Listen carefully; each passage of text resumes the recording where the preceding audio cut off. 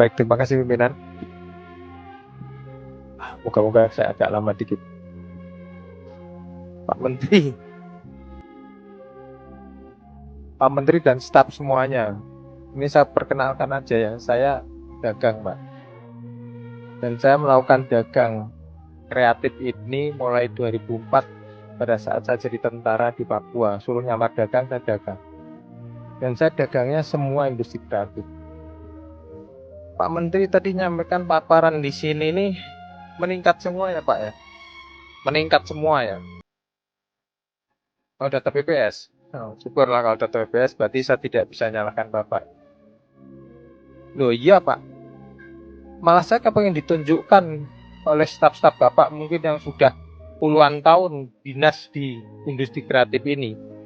Ibu udah berapa tahun Bu? 10. Bapak yang paling anu, Bapak 20, 25. Ini sudah mau ada yang pensiun bahkan ya. Itu kalau di bela diri karate Pak, sakunya sudah 4, Pak, hitam semua. Jadi sudah luar biasa pendekarnya. Industri kreatif mana yang bisa bertahan sekarang di Indonesia, saya tanya. Ayo di mana? Tunjukkan deh. Mulai dari Jawa Timur Pak, dari ujung Jawa Timur Cepu. Tahun berapa saya lupa Pak, saya jelajah sana. Sekarang nggak ada. Sidoarjo, produksi tas, kulit. Emang masih banyak yang bertahan. Malang, geser ke Jawa Tengah deh. Tempat saya Pak. Saya lahir di Pekalongan. Mbahnya batik di Indonesia itu dari Pekalongan. Kan habis dengan perintingan. Geser ke Jogja, Kasongan. Masih ada emang Kasongan. Tahu kan Kasongan Bapak Ibu? Saya bawa dari sana kontaineran dulu Pak, tak jual di Papua. Habis. Beringharjo sebagai pusat induk kerajinan Jawa Timur, Jawa Barat, Jawa Tengah, masuk ke Beringharjo di pasar Beringharjo. Emang masih ada sisa? Cuman di lantai 3 di belakang. Mau saya tunjukkan? Saya sampai sekarang masih ngambil kok dari sana produksi-produksi saya jual toko saya.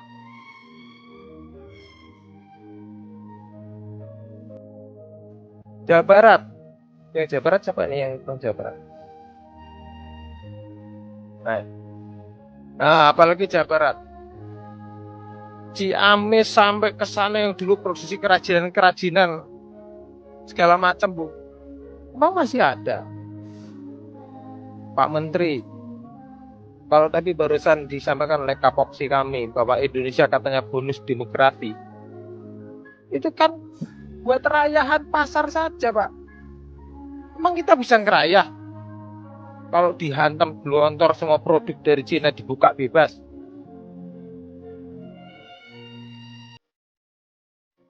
Ada 4 pelabuhan besar di Indonesia, Jakarta, Surabaya, Semarang, dan Medan. Tak unjukin Pak gudang-gudangnya barang-barang dari kita. Karena saya main di situ juga. Nah, kalau saya nggak main di situ, saya mau makan apa? Memang sudah nggak bisa bersaing. Ditambah lagi ini sudah mereka datang ke kita. Tanah Abang, ASMK tahu ibu-ibu ini. Ibu tahu ASMK, tahu kan? Mau tahu bikin ke saya. Yang bakul di sana nggak bisa bahasa Indonesia. Tak tunjukin. Ayo. Sekarang juga nggak apa-apa. Saya hafal los-losnya, Bu. Termasuk Tanah Abang. Saya jelajah Tanah Abang dari lantai 1 sampai lantai 6, lantai 7, lantai 8. Mulai 2004 saya. Udah mereka bebas masuk. Saya nggak ngerti lagi deh. Ditambah platform-platform jual beli online-nya. Jangan tahu sendiri. Yuk konsep Asta Aircraft di sini Bapak detail banget nih. Detail banget. Pertanyaannya, ini on the spot atau cuma buat tulisan aja nantinya nih? Kalau on the spot, saya kepingin ikut Pak. Apa yang dilakukan Bapak Ibu nanti? Cuma tulisan atau on the spot aja ini?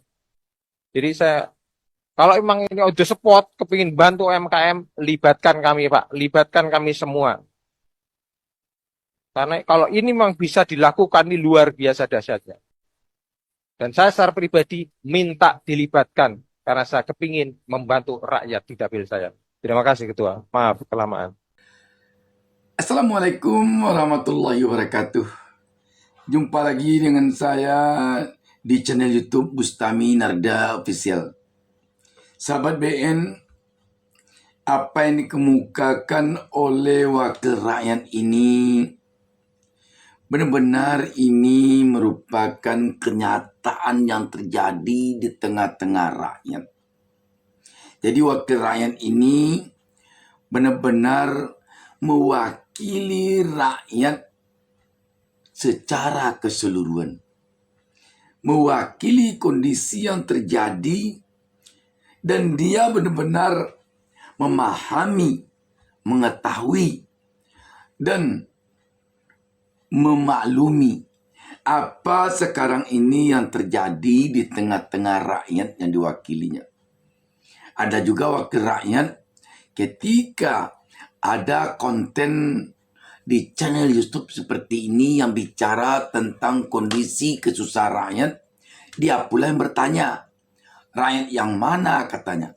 Padahal dia wakil rakyat, mungkin rakyat yang diwakilinya rakyat yang elit-elit saja. Sehingga dia tidak tahu kalau ada rakyat yang miskin, kalau ada rakyat yang susah berbisnis, kalau ada rakyat yang usahanya telah dihimpit oleh berbagai keadaan. Bapak wakil rakyat ini tidak demikian kelihatannya. Dia benar-benar memperjuangkan rakyat yang perlu diperjuangkan, yang butuh perjuangan. Inilah sesungguhnya wakil rakyat yang diinginkan oleh rakyat untuk mewakilinya. Bukan wakil rakyat yang kerjanya di DPR itu selalu berusaha membela para pejabat, membela penguasa, membela para elit, membela para konglomerat, para pengusaha besar, para oligarki. Sahabat BN, apa yang dikemukakan oleh Bapak Wakil Rakyat ini, inilah kondisi sekarang yang terjadi di tengah-tengah rakyat kita. Yang perlu diperjuangkan oleh wakil rakyat, yang perlu dimintakan oleh wakil rakyat kepada pemerintah yang telah diberi amanah oleh rakyat untuk memimpin rakyat. Jadi kalaulah wakil rakyat seperti ini semuanya, benar-benar berpihak kepada rakyat, benar-benar berjuang untuk rakyat, maka kita yakin rakyat di negeri ini akan sejahtera semuanya. Rakyat di negeri ini akan merasa sangat penting, artinya wakilnya di dewan. Tetapi ketika wakil rakyat selalu kerjanya membela kepentingan oligarki, selalu kerjanya berpihak kepada eksekutif, berpihak kepada penguasa, dan selalu menyalahkan rakyat yang memerlukan pertolongannya, perjuangannya, bahkan yang tidak mau tahu dengan rakyat yang harus mendapatkan pertolongan darinya. Sungguh ini benar-benar berseberangan keberadaannya di dewan itu dengan tujuan sesungguhnya dia dipilih oleh rakyat. Sahabat BN, bicara tentang kondisi industri kita sekarang, bicara tentang situasi ekonomi yang ada sekarang, bicara tentang sengkarut yang terjadi di tengah-tengah UMKM kita sekarang. Benar sekali apa yang disampaikan oleh Bapak Wakil Rakyat ini. Pergilah sekarang ini ke Tanah Abang. Pergilah. Lihatlah sekarang ini industri-industri kerajinan rakyat yang ada sekarang ini di tengah-tengah rakyat. Lihatlah, sahabat BN, sekali lagi kita berharap kepada wakil rakyat agar bisa mencontoh temannya yang satu ini. Berpihaklah kepada rakyat. Sebab yang menggaji mereka itu rakyat. Yang menggaji wakil rakyat itu bukan penguasa. Yang menggaji wakil rakyat itu bukan para pejabat tinggi yang ada di istana. Yang menggaji mereka rakyat. Tanpa perlu diuraikan lagi, tanpa perlu ditambah lagi.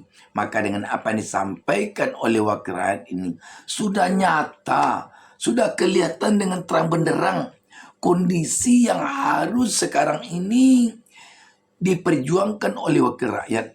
Dan yang harus dikerjakan oleh para eksekutif berbagai kementerian terkait untuk kepentingan rakyat.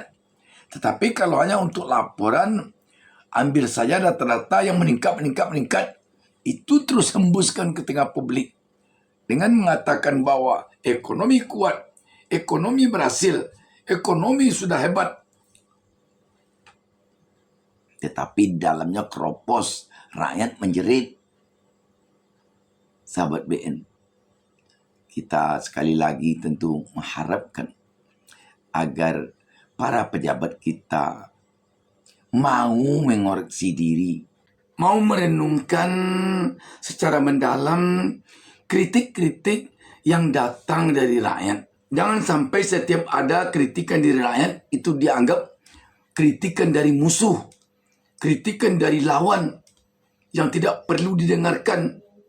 Jangan hendaknya itu juga yang ada di dalam kepala para pemimpin kita yang telah diberi amanah oleh rakyat. Itu saja mungkin sahabat BM. Wassalamualaikum warahmatullahi wabarakatuh.